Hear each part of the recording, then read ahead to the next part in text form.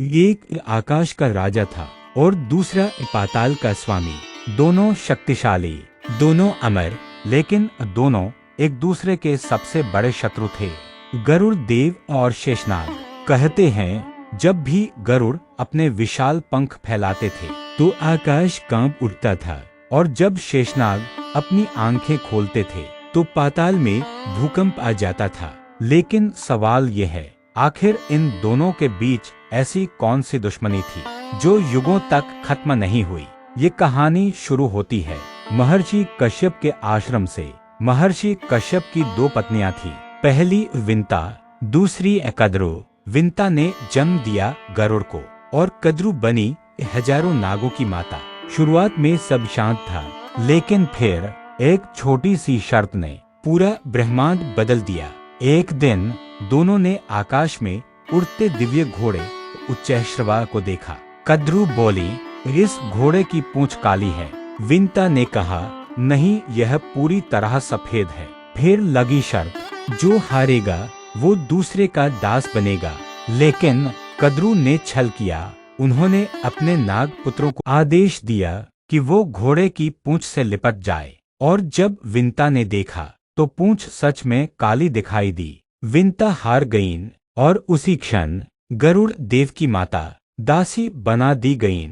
जब गरुड़ को यह पता चला तो उनका क्रोध आग बन गया। उनकी आंखों में सिर्फ एक लक्ष्य था, माता को मुक्त कराना। लेकिन नागों ने एक शर्त रखी, अगर गरुड़ देवताओं के पास से अमृत कलश ले आए तो विंता आजाद हो जाएंगी। ये सुनते ही गरुड़ सीधे स्वर्ग की ओर उड़ पड़े। उनकी गति इतनी तेज थी कि देवताओं के सिंहासन हिलने लगे। इंद्र घबरा गए। देवताओं ने युद्ध छेड़ दिया। आकाश में बिजली चमकी, अग्नि वर्षा होने लगी। लेकिन गरुड़ रुकने वाले नहीं थे। उन्होंने अकेले पूरी देव सेना को पीछे धकेल दिया, और फिर गरुड़ पहुंच गए अमृत कलश के सामने। लेकिन उसी समय भगवान विष्णु प्रकट हुए। पूरा आकाश सुनहरा हो गया। विष्णु बोले, गरुड़, तुम्हारी शक्ति अद्भुत है, लेकिन तुम ये सब क्यों कर रहे हो? गरुड़ ने सिर झुकाकर कहा, अपनी माँ की मुक्ति के लिए। ये सुनकर भगवान विष्णु मुस्कुराए, और उसी क्षण उन्होंने गरुड़ को अपना वाहन बना लिया। लेकिन कहानी यहीं खत्म नहीं होती, क्योंकि दूसरी तरफ शेषनाग सब देख रहे थे।